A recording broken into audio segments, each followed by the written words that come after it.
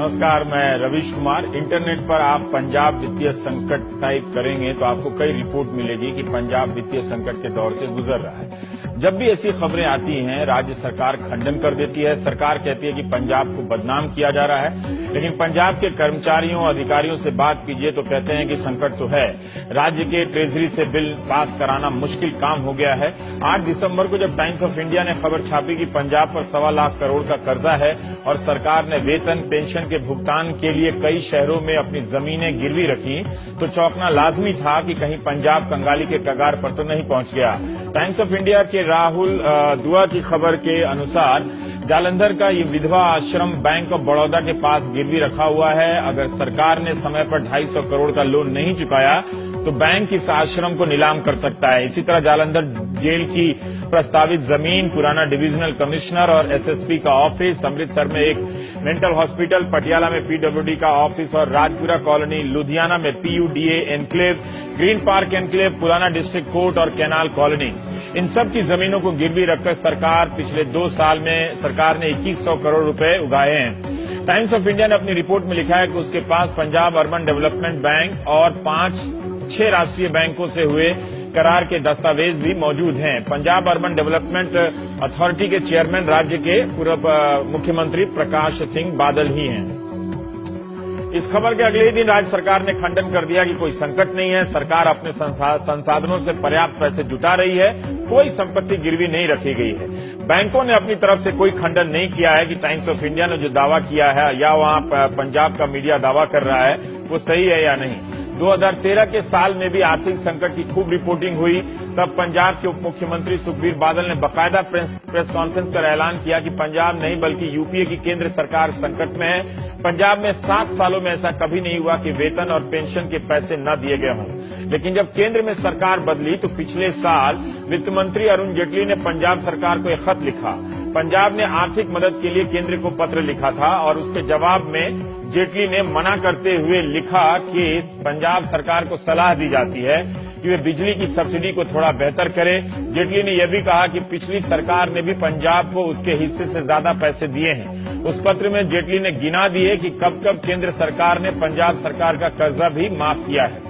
इस साल भी पंजाब के मुख्यमंत्री ने किसानों की मदद के लिए केंद्र को 2 पत्र लिखे हैं, एक अप्रैल में और एक इसी महीने, कि पंजाब का किसान भिखारी होने की स्थिति में पहुंच गया है। इस भाषा का इस्तेमाल है, केंद्र सरकार किसानों पर बैंकों का जो बकाया है तुरंत माफ करे।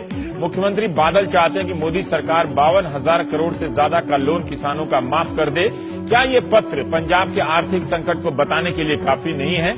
आए दिन पंजाब में प्रदर्शन हो रहे हैं। 22 सितंबर 2015 की ट्रिब्यून की खबर है कि मोहाली में पंजाब और केंद्र शासित कर्मचारी संघर्ष कमेटी ने एक रैली निकाली। मांग थी कि सरकार 25 अप्रैल 2014 को मान लिया था कि 6ठे वेतन आयोग को लागू करेंगे, क्यों नहीं कर रही है? सरकार नई भर्तियां भी नहीं कर रही है, जबकि 1 लाख से ज्यादा पद खाली हैं। यही नहीं, जब पंजाब सरकार ने विज्ञापन निकाला कि डॉक्टरों की भर्ती होगी मगर उन्हें 3 साल तक के लिए सिर्फ 15,600 रुपए ही वेतन मिलेंगे, तो काफी हंगामा हुआ। विज्ञापन की प्रतियां जलाई गई। डॉक्टरों के लिए 414 भर्तियां निकली, लेकिन इंटरव्यू देने आए सिर्फ 250 ने ही ज्वाइन की। लाखों रुपए की फीस देकर डॉक्टरी पढ़ने वाले छात्र 3 साल तक 15,500 की फिक्स तनख्वाह पर कैसे काम कर सकते हैं? स्थायी कर्मचारियों के वेतन और पेंशन तो मिल जा रहे हैं, लेकिन टाइम्स ऑफ इंडिया के रोहन दुआ ने लिखा है, मैंने राहुल दुआ कह दिया था, रोहन दुआ ने लिखा है कि 2600 करोड़ रुपए के बिल ट्रेजरी में पेंडिंग है। इनके भुगतान में काफी देर हो रही है। पंजाब विश्वविद्यालय के तहत 4 कॉन्स्टिट्यूएंट कॉलेज हैं। इन 4 कॉलेजों के वेतन के लिए राज्य सरकार अपने खजाने से 6 करोड़ रुपए देती है। पंजाब विश्वविद्यालय शिक्षक संघ के अध्यक्ष ने बताया है कि राज्य सरकार ने इस बार के अपने बजट में 6 करोड़ की मंजूरी ही नहीं दी। वैसे यूजीसी ने भी सैलरी के लिए दिया जाने वाला पैसा नहीं दिया, जिसे लेकर वहां रोज विरोध प्रदर्शन हो रहा है। क्या ये सब पंजाब के आर्थिक संकट की तरफ इशारा नहीं करते? 2007 से अकाली बीजेपी की सरकार है, लेकिन क्या सिर्फ पंजाब ही कर्ज में है? 12 मई 2015 को भारतीय रिजर्व बैंक ने राज्यों की वित्तीय स्थिति पर एक रिपोर्ट निकाली। इस रिपोर्ट में दिखाया गया है कि किस राज्य पर कितना कर्जा है। राज्यों की इस सूची में पंजाब 10वें नंबर पर है, जबकि सबसे औद्योगिक माने जाने वाला राज्य महाराष्ट्र पहले नंबर पर है। उस पर 3,38,730 करोड़ रुपए का कर्जा है।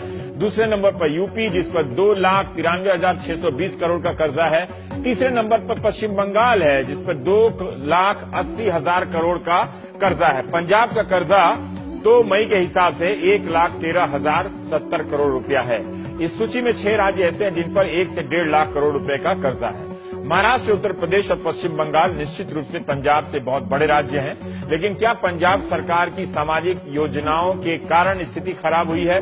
लोक लुभावन योजनाओं पर सब्सिडी बिल ने सरकार की कमर तोड़ी है या और वजह है? ये भी खबरें मिल रही हैं कि कई योजनाओं के बजट में कटौती की जा रही है, उनका स्वरूप बदल दिया गया है। केंद्र ने अपने हिस्से का पैसा दिया है, मगर राज्य सरकार नहीं दे पा रही है। मीडिया की रिपोर्ट के अनुसार सिंचाई के लिए मुफ्त बिजली योजना ने भारी बोझ डाला है। 5,000 करोड़ से ज्यादा की सब्सिडी है। केंद्र सरकार की स्कीम के अलावा बीपीएल के लिए अपनी अकाली सरकार ने मुफ्त आटा दाल स्कीम शुरू की थी, ये भी मुश्किल में है। इसका स्वरूप बदल गया है। ये भी आरोप लगता है कि पंजाब के मुख्यमंत्री बादल संगत दर्शन के नाम पर सैकड़ों करोड़ रुपए खर्च कर देते हैं। ऊपर से सरकारी कर्मचारियों का बोझ। जानकारों के मुताबिक अधिकतर राज्यों के मुकाबले पंजाब के सरकारी कर्मचारियों की तनख्वाह ज्यादा है, जबकि वहां के कर्मचारी छठे वेतन आयोग की मांग भी कर रहे हैं। इन सब के आधार पर बादल सरकार पर आरोप है कि वो अधिकतर पैसा गैर जरूरी और अनुत्पादक खर्चों में इस्तेमाल कर रही है, यानी अनप्रोडक्टिव यूज कर रही है। शुक्रवार को ही scroll.in पर एम राजशेखर ने पंजाब के उद्योग धंधों पर एक लंबी रिपोर्ट छापी है। राजशेखर ने लिखा है कि पंजाब में बंद होने वाली कंपनियों की संख्या लगातार बढ़ती जा रही है और कई कंपनियां राज्य छोड़कर बाहर जा भी रही हैं। कॉटन से लेकर साइकिल उद्योग राज्य से पलायन कर रहे हैं। लुधियाना इनका गढ़ हुआ करता था, मगर अब यहां के उद्योगपति अपना विस्तार दूसरे राज्यों में कर रहे हैं। इन पर निर्भर रहने वाली छोटी छोटी फैक्ट्रियां भी बंद होने के कगार पर हैं। राजशेखर ने एक रियल एस्टेट कंपनी के मालिक अमरजीत सिंह के हवाले से लिखा है कि लुधियाना इंडस्ट्रियल एरिया में सिर्फ 40% कंपनियां बची हैं। 30% कंपनियों ने अपने कारखाने किराए पर दे दिए हैं और 30% बंद होने की कगार पर हैं और बंद हो गई हैं। जालंधर के खेल उद्योग की भी हालत खराब चल रही है। उद्योगों के बंद होने के कारण अंतर्राष्ट्रीय भी हैं, लेकिन मेक इन इंडिया के दौर में लुधियाना, जालंधर, मंडी, गोविंदगढ़ के कारखाने बंद हो रहे हैं।